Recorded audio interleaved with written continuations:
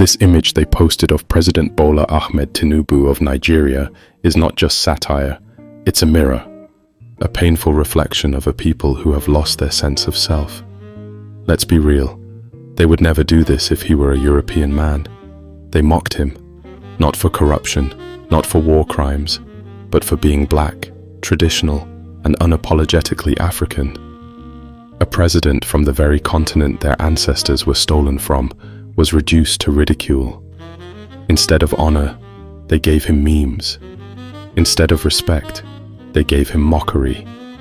He was likened to a witch, a goblin, even a caricature from a fantasy film, all while he wore the garments, colors, and pride of a continent that birthed all of us. A few stood up, maybe 3%, maybe 5%. They tried to remind the others of dignity, of pride, of unity. But their voices were drowned out, because in a colonized crowd, laughter always shouts louder than legacy. This isn't comedy. This is cultural self-harm. It's mental enslavement, dressed as entertainment. These same people worship white-skinned saviors every Sunday. They bow to blue-eyed saints, pray to European images for blessings, and label African traditions as demonic. They insult an African leader, but welcome European developers with smiles.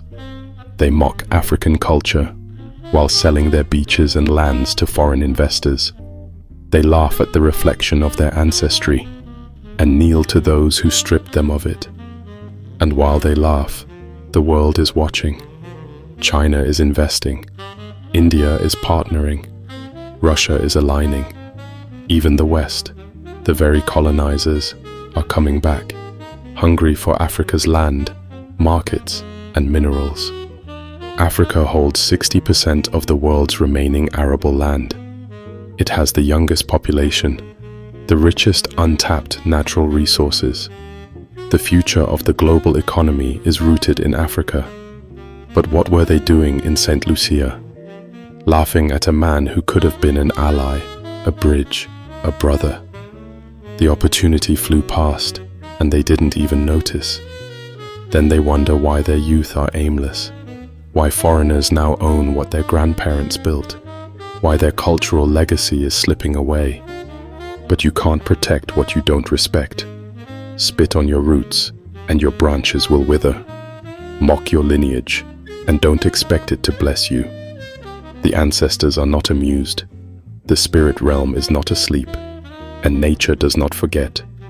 When you turn on your own, glorify your oppressors, and reduce your culture to a punchline, you awaken forces greater than any government.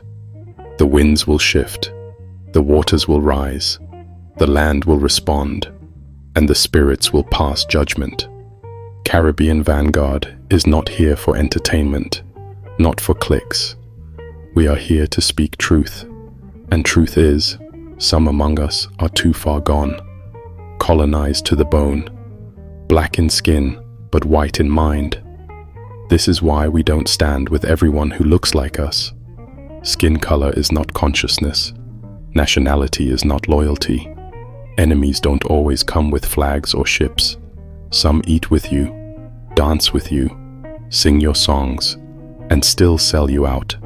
They mock now, but when the land is gone, when the doors are locked, when the spirits turn away, don't ask who did this.